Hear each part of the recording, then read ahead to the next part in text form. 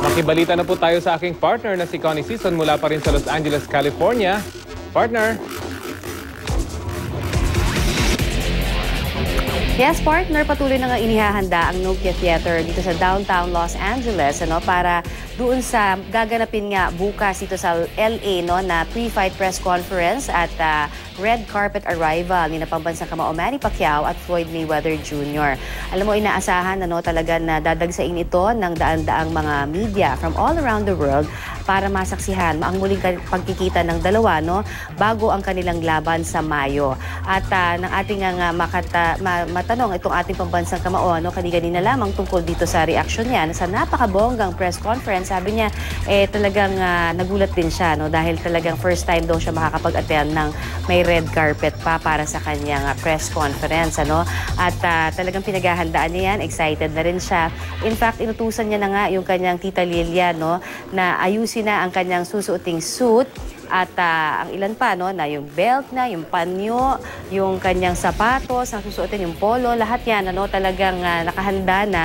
At ito lahat yung mamahaling brand na Louis Vuitton. Sabi niya from head to toe, yan ang kanyang susuotin para sa espesyal na okasyon na ito. Pero sabi naman ng pambansang kamao Manny Pacquiao, kahit na talagang medyo mahal yung kabuong outfit niya na nagkakahalaga ng milyong-milyong piso, alam mo, sabi niya ito naman daw ay nagamit na niya noong mag-judge siya bilang Miss Universe. So, in other words, hindi naman daw siya gumastos ng panibagong milyones para lamang dito sa press conference na ito at yung kanyang isusuot. Importante, he looks good, he feels good. Ayan ang kanyang ang talagang inaabangan ng lahat para doon sa mga, kumbaga, mag-aabang ng mga fans din, dahil ito ay makikita rin doon sa may Nokia Theater sa labas at syempre pa yung mga nag-aabang ng media from all around the world. At ang isa pa ay syempre talagang sinasabi nga talagang itong narating ng ating pambansang kamao ay bihira talaga yan sa isang boksingero. In fact, silang dalawa ni Floyd Mayweather ang masasabi talaga na talagang great boxers dito sa history ng boxing. Talagang ang dami nilang mga nakalaban na pare-parehong nagsasabi, yung both camps, na iba kampi kay Pacquiao, may iba naman ay against, syempre gusto kay Mayweather, So may mga nagpahayag na, si Sugar Shane Mosley, na nakalaban din nga, sabi niya, baka daw talagang umabot ito ng 12 rounds, At ito ay dahil syempre talagang magiging tight, yung kanilang fight.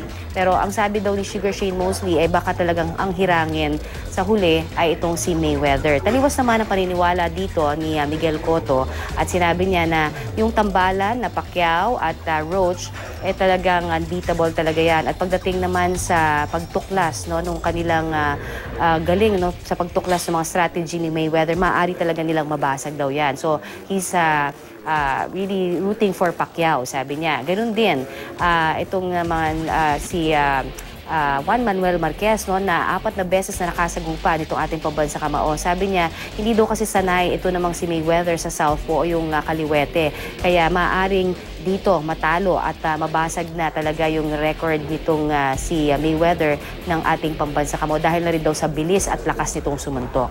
Pero, syempre, si Ricky Hatton, sabi niya talaga daw papahirapan ang ating pambansang kamao naman itong si Mayweather. At ang kailangan daw gawin ng ating pambansang kamao ay pag-aralan ng gusto, yung kanyang bilis at lakas, para daw sa gayon maiwasan niya yung shoulder roll na tinatawag nitong si Mayweather. So may mga iba-iba na opinion dahil na rin sa taas na expectation dahil dito sa fight na ito. Talagang ang dami nagbibigay ng mga boksingero na kapwa nila na kalaban na ni Mayweather at ni Pacquiao ng kanilang mga opinion. Pero sa huli, sabi nga ni Manny, ang importante talaga yung siya mismo naniniwala siya sa sarili niya at kumpiyansa siya na matatalo niya itong si Mayweather.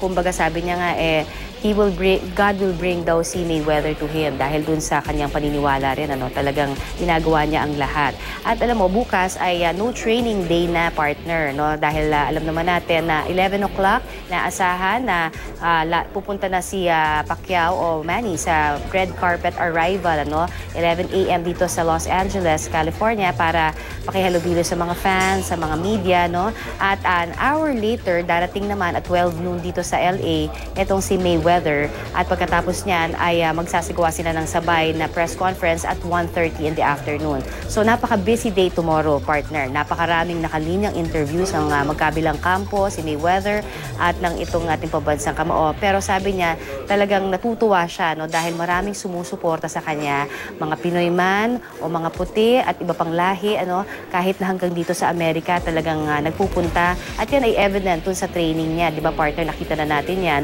na talagang pinupuntahan siya. In fact, kanina, dahil alam ng mga tao na no training day tomorrow, ay pinuntahan na siya nung dalawa sa mga nakita natin mga fans niya na kahit na mga persons with disabilities o kumbaga hindi sila makalakad talaga, ay nagpursige itong pumunta para makita lamang ating pambansa kamao. Ang kanilang dahilan kaya sila nagpursige sa pagpunta, kahit na medyo nahihirapan sila, ay dahil sa nagbibigay sa kanila ng inspirasyon ng ating pambansa kamao. Dahil from nothing, he became somebody at malaking bagay yun sa kanila para makita na kahit sila mismo ay may kapansanan daw, ay nothing is impossible, anything is possible, basta maniwala ka lang talaga. So yan yung mga magagandang nakita natin kanina ng mga pahayag ng kanya mga tagahanga.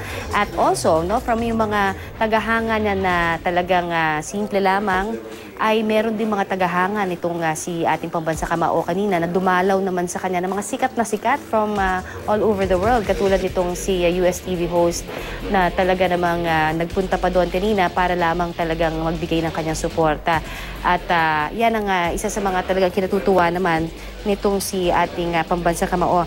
Ang talagang maganda dito, partner, para lamang makita natin ito ang pangalan ng TV host si Mario Lopez. Muntik ako na makalimutan, partner, kasi na-starstruck ako eh. Pero alam mo, sa totoo lang, talagang nagbigay siya ng pahayag na he wishes si Manny well at talagang gustong-gusto niya talagang magbigay ng kanyang suporta. Kaya nagpunta pa siya doon, nakikain pa doon sa Thai restaurant na paboritong kainan kanina ni Manny, si Mario Lopez.